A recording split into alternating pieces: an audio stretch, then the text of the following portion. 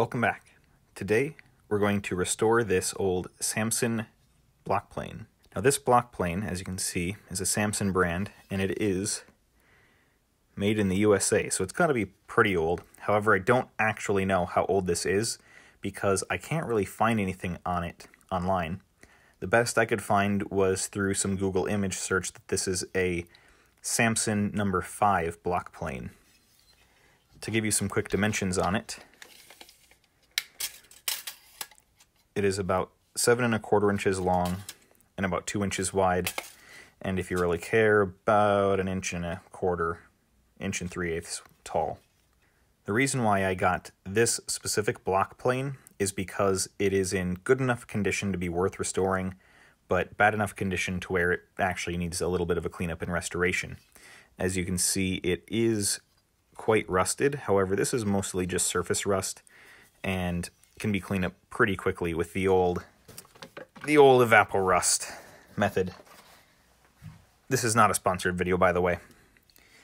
If by chance you know something about this company or this specific block plane, the number 5 Samson, please, please, please, please leave a comment because I can find almost nothing about this online.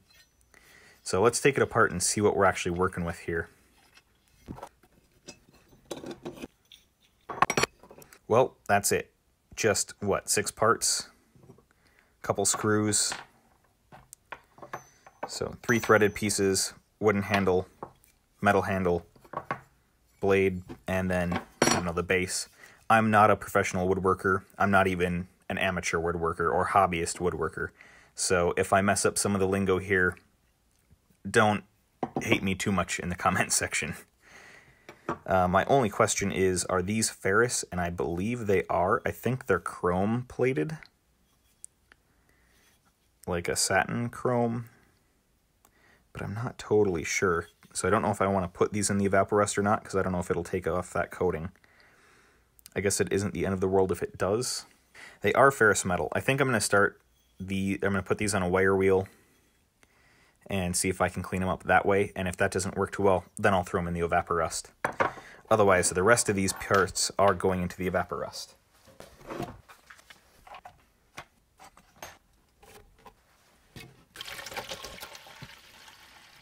That should be enough to cover the plane.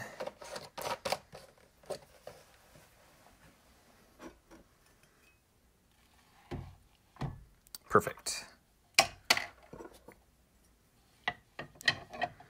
Well, we will leave these sit in the Evapo-Rust, and I'll see you in 24 hours. Alright, it's been not quite 24 hours, but close enough. The way that I'm going to clean these parts off now is with the least aggressive way possible, which is a old toothbrush, a plastic scraper pick tool, and some steel wool. If I need to go more aggressive than this, I will, but I'm going to try and be as, as light as possible. And the first thing I'm going to do is try and clean up this knob a little bit with the steel wool. Just try and take the high spots off, get some of the grime off of it.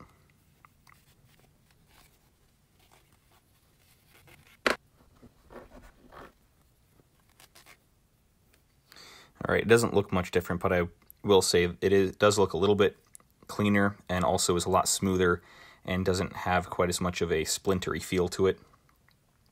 So we will set that aside. And the next thing will be these. Let's go for the blade first and just give it just a light scrubbing.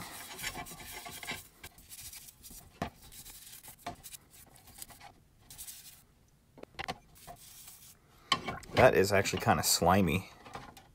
Gross. It has like a very... You know how if you pick up a rock that's in a muddy stream, and it's just got that slime on it that doesn't want to come off? That is what this feels like right now.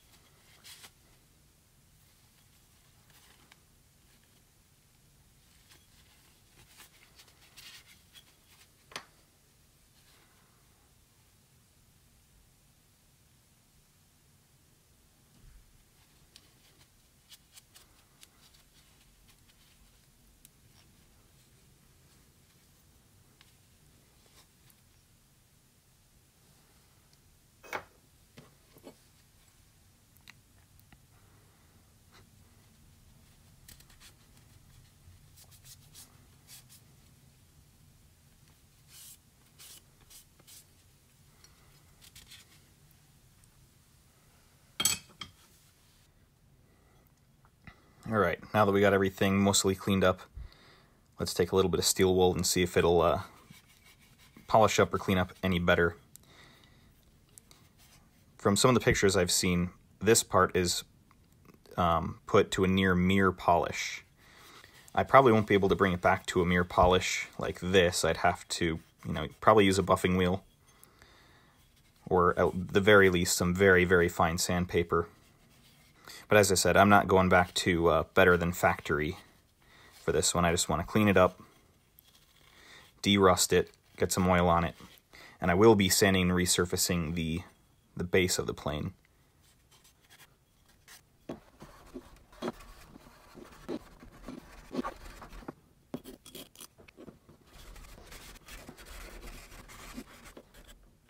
Don't cringe too badly, I'm not grinding this straight on the edge, but I will be resharpening this anyway, so I'm not too concerned if it gets a little dull in the process of cleaning.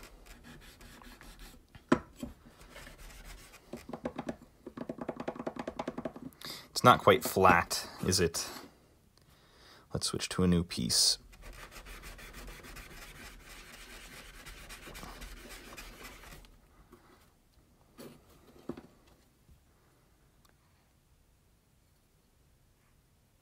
You can see that that's a little bit shinier than that, so just kind of taking off that top layer of junk really makes a difference.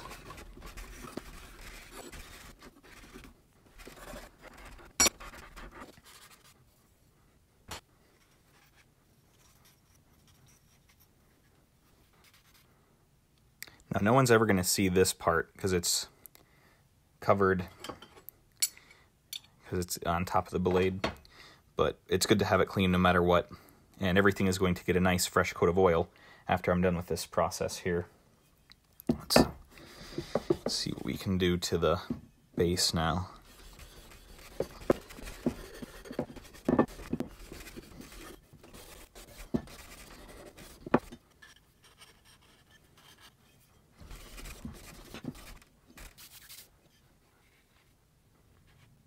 That turned out really well. I like that. So if you want the pro tip of the day, these cosmetic wedge sponges are the perfect things to apply oil to most small metal parts.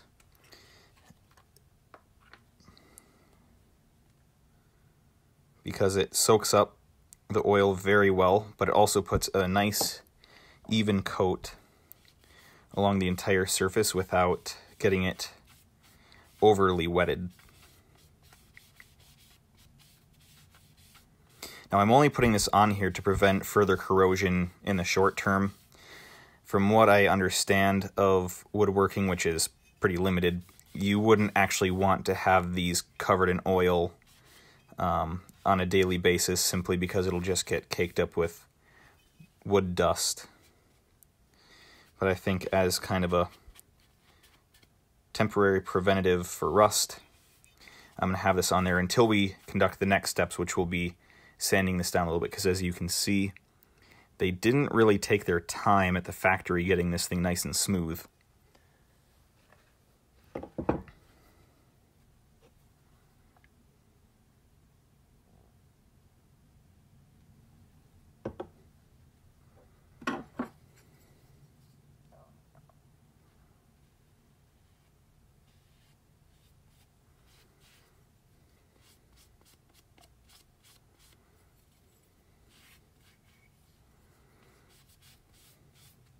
The other nice thing about these cosmetic sponges is that they don't leave a bunch of lint and fibers behind on the thing you're trying to oil, like a paper towel would.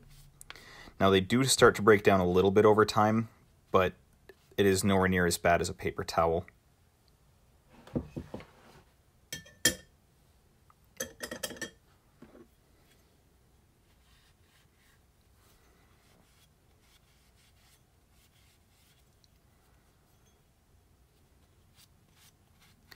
I don't know to what extent this thing really needs to be oiled. I'm still not sure what kind of a coating it is, or what kind of a coating it has, or what kind of metal it is. I'm thinking it's got to be cast iron, because it is clearly a sand cast part, and it is ferrous metal. But I've never seen cast iron have this much brilliance to it. And yeah, I'm confused at what kind of metal it really is. These sponges also really get into tight spots well and give everything a nice coating of oil. They are really, in my opinion, one of the best tools for the job for light oil application.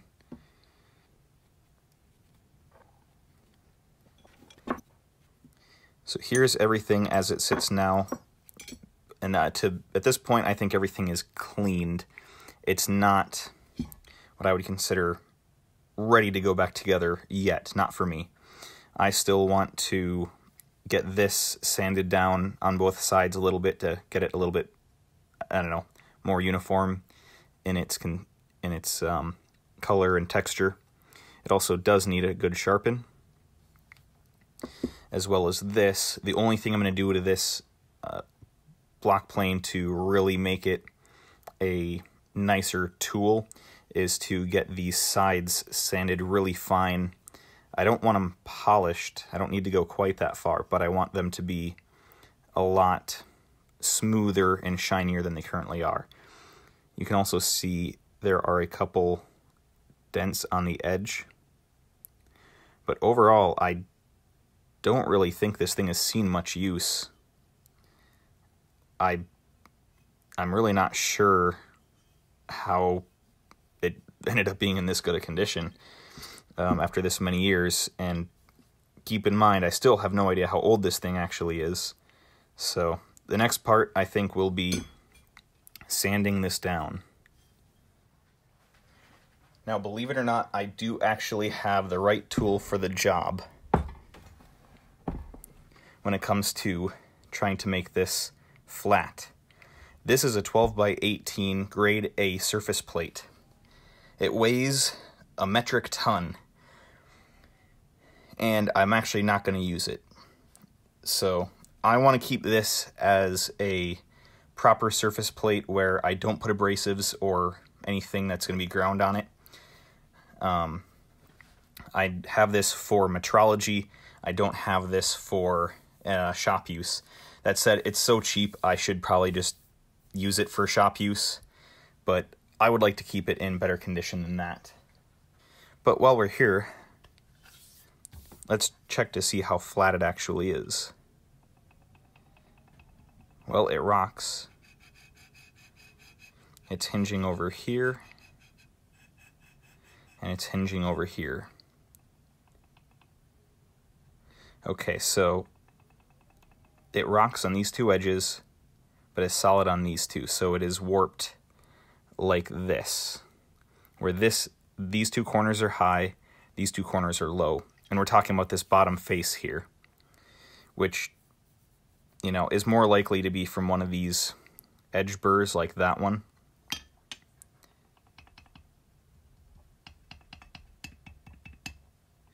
But we can get it better than that. So you might ask, what tool am I going to use to get this flat? Well, I'm glad you asked. So this is what we're going to use to sand this down to be a slightly better surface finish. We're not going for a mirror polish here. We're just going to try and clean up these rough grinding marks. This is a double pane, very thick piece of glass. It has actually two sides to it, and each pane is about 1/4 inch thick. Now, glass is not the best material for this because it does flex. I know most people think of glass as being a very rigid material, but you'd be surprised. Glass is very flexible. It just happens to fail in a brittle fashion and not in a ductile fashion, and that's where it comes across as being inflexible. When it does flex, it just shatters if you flex it too much. I've got an assortment of different grades of sandpaper here. I'm going to start out with some 120. This is just a used piece I've got on here. It's still pretty, it's fresh enough. It's still got some nice sharp edges on the grit. So we're going to start with 120, and then we'll see how that goes and work our way up from there.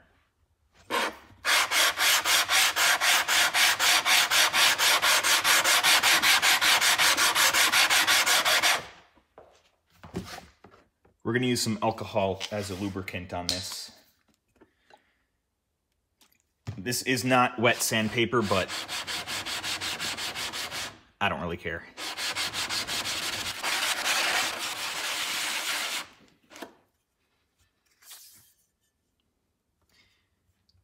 You can see we're already getting some progress here. So the high spots seem to be just two edges along here, and then the outside and the very inside is low.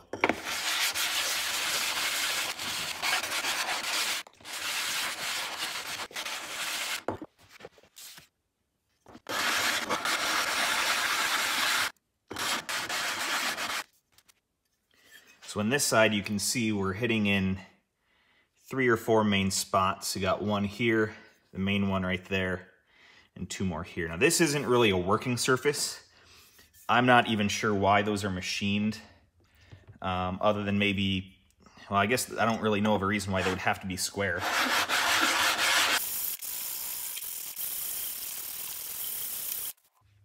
This side seems to be a little flatter. You can see a more even contact from here to here, and a little bit up high there, where this one was very uneven on this side.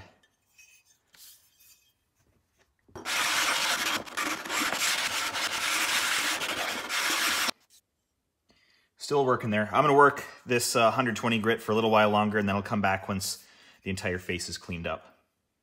All right, so a little bit of time has passed. Here's what we're looking like.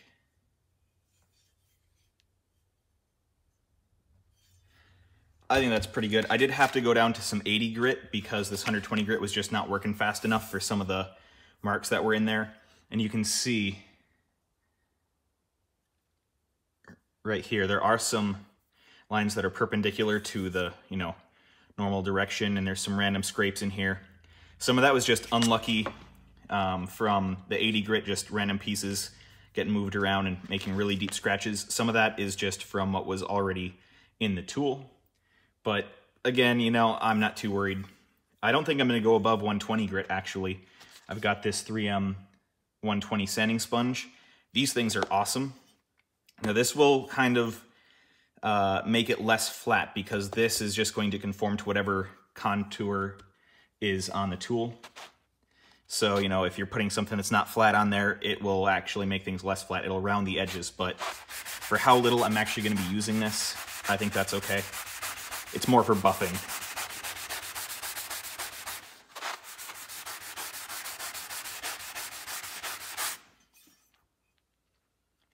And you can see how it brings a really nice finish.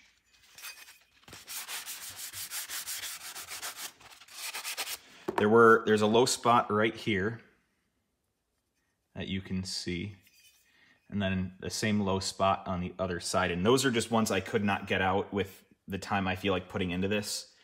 I already was, I was doing this off camera for about 20 to 30 minutes. So what we can do is just use the sanding sponge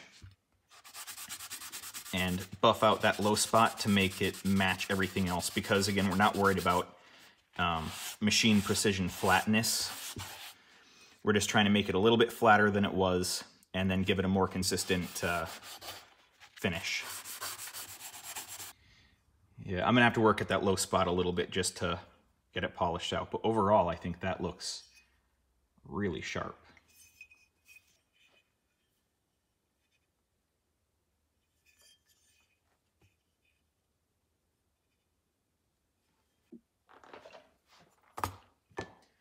So I think this is where I'm going to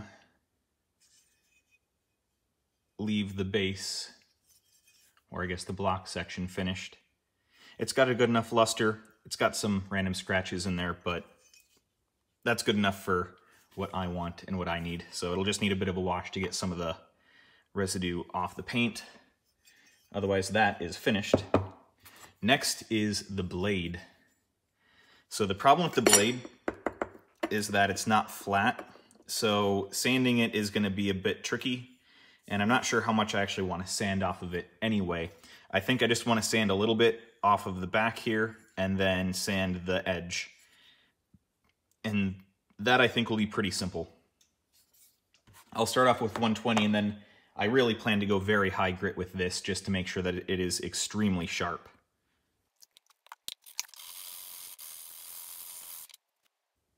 Based on that pattern there, this is going to take a very long time.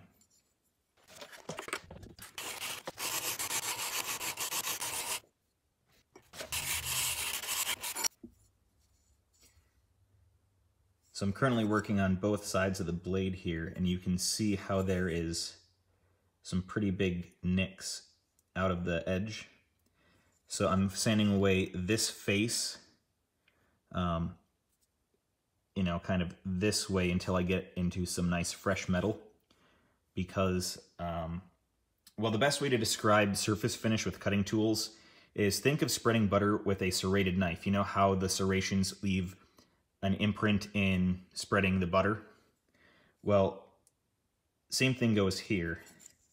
The smoother and more polished this edge is, the smoother the finish will be on the wood or plastic or whatever it is you are planing with this. So I think this is pretty neat. If any of you are interested in how manufacturing works, this is probably something you might find interesting too. So this whole blade is stamped. It's a piece of stamped steel, and then they just ground an edge on it. And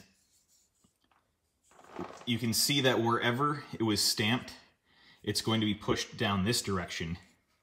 So the reason why this here and these edges are being sanded away first is because they are the low spot. Because when the die came down to stamp it this way, it pushed anything that was near that die downwards, and everything that wasn't near it relatively upwards. And that's why this section here and that section there are not being sanded away first. I think that's pretty interesting. All right, this is where we're at on the 120 grit. I still got one little chunk missing out of that edge. But like the other side, it's all right. And this, I've just barely gotten all the way across on this side. I'm satisfied with that.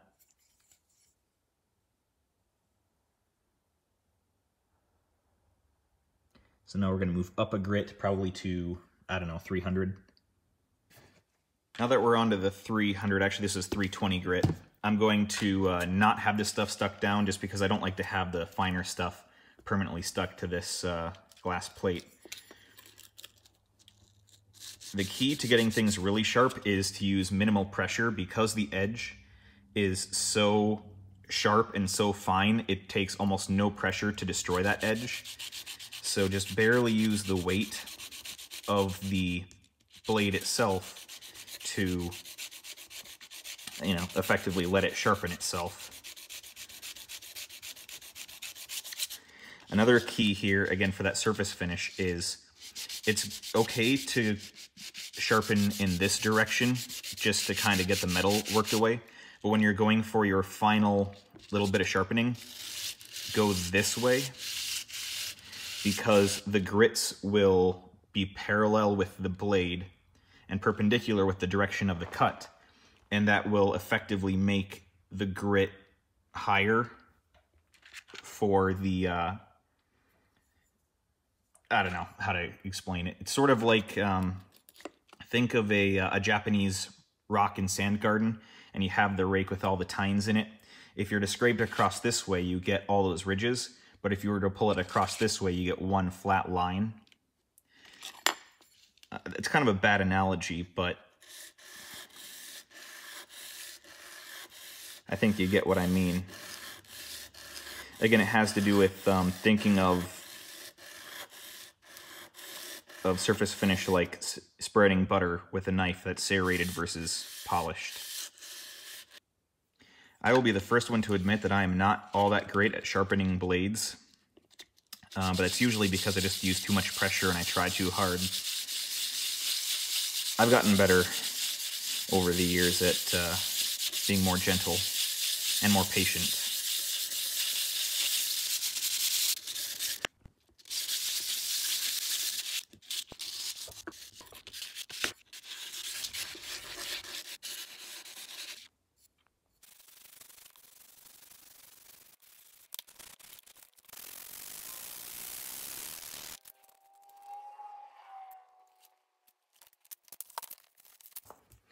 All right, next is time for some 600 grit.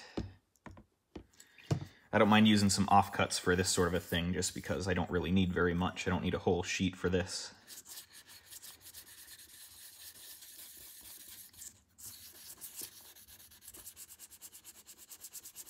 So I was using a little bit too sharp of an angle there because I was able to cut a little bit of this out, or there's some gunk trapped underneath. So that's how flat this all needs to be. If there's even a little bit of gunk underneath the sandpaper, you're gonna shear the sandpaper clean off.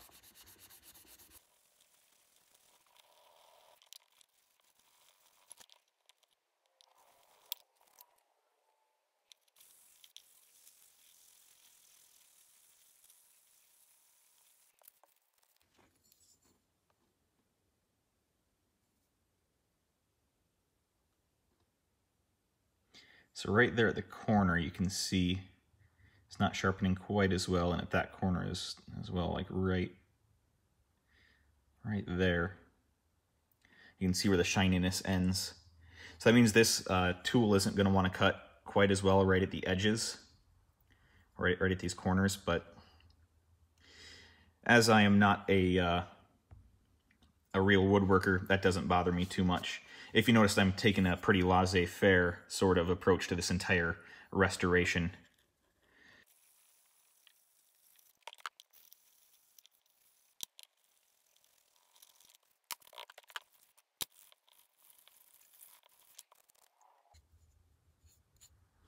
Yeah, that's getting even sharper now. And it was probably already sharp enough to work on the last grit, but I got the sandpaper here, why not keep going? So here's the final grit. This is some 1200. However, this is lower quality sandpaper, so I don't actually expect as good of results on this as the 600. So I may actually go back to the 600 if this turns out worse.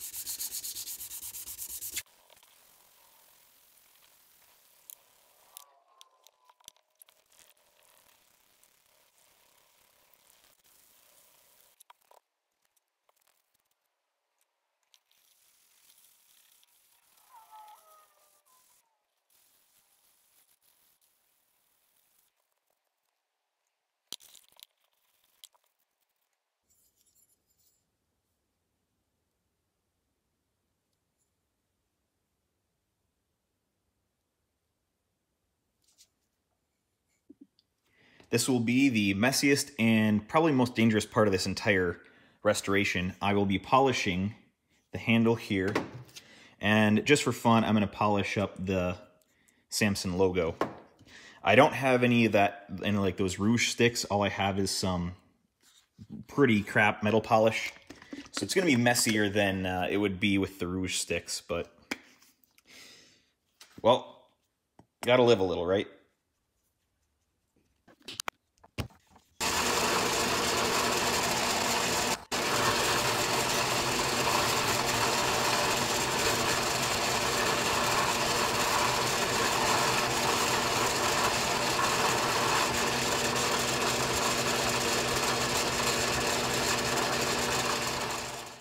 So let's put everything together now that everything is finished.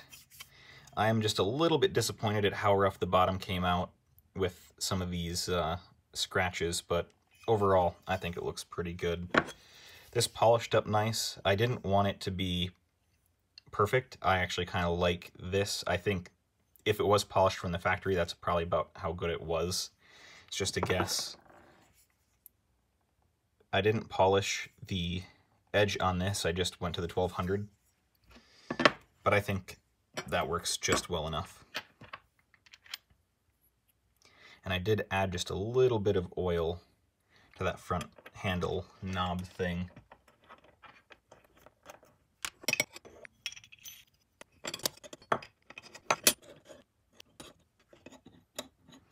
Now, I don't want this in a configuration to cut quite yet.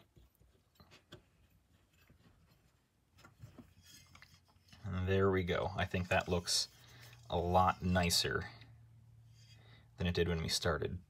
And once again, I love the color of this thing. I can't say for sure if it's original, but I don't see any reason why it wouldn't be. And trust me, it does not look on the camera like it does in real life. On the camera, it's looking more blue, almost like an Air Force blue, but in real life, it's got a little bit more green to it. It's more of a aqua teal. So this is the point where I would usually just say, all right, you know, thanks for watching, but obviously I have to show some test cuts. Sorry for flip-flopping inside and outside. All right, so we're back outside again. We're gonna do a couple test cuts. This is just some scrap 1x6 heat treat. I think it's pine. It's, you know, some sort of definitely a softwood with large grain in it. So let's see how this does.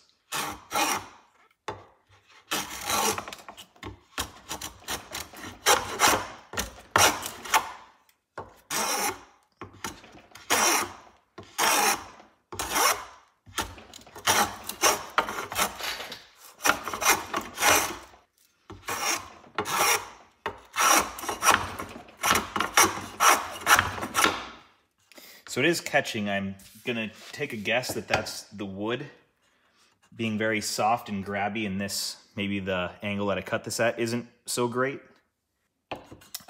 It could just be my lack of skill and experience,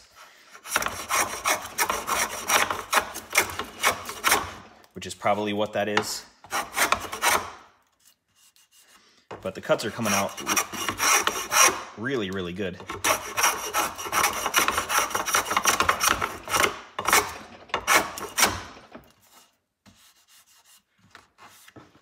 All right, I can't really get you a good camera angle of it, but the wood does come out pretty shiny depending on the angle of the light.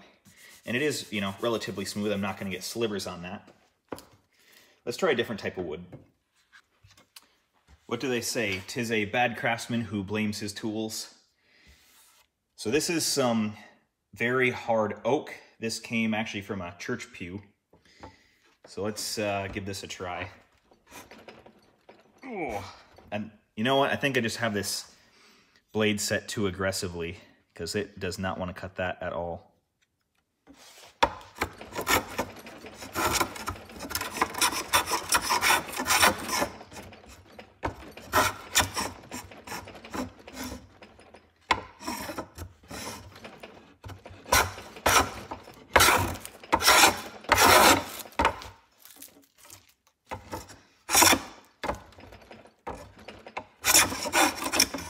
The reason why I'm holding it back here and not actually using this knob is more for filming, so you can actually see what's going on.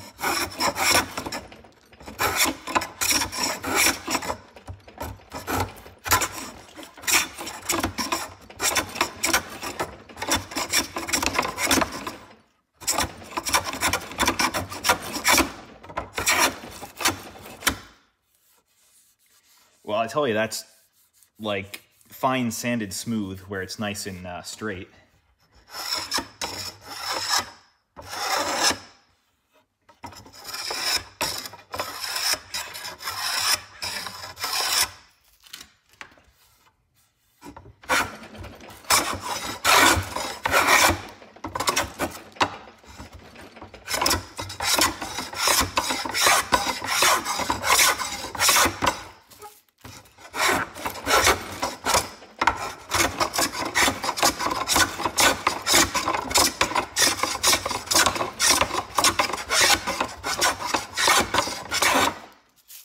I tell you, I have a whole new respect for machines like saws, planers, jointers, milling machines, lathes, because man, it takes a lot of work to remove these chips.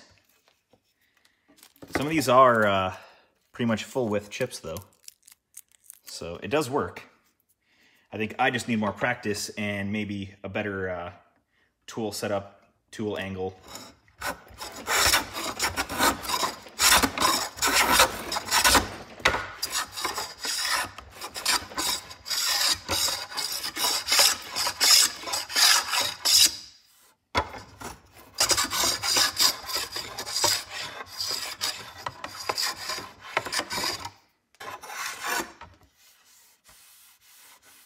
Well, the fact that I can do this means I must not have done the worst job.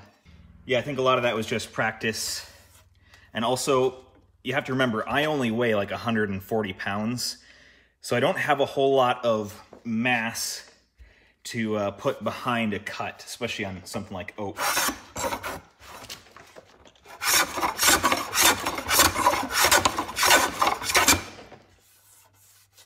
Yeah, I'm happy with that. Well, until next time, see ya.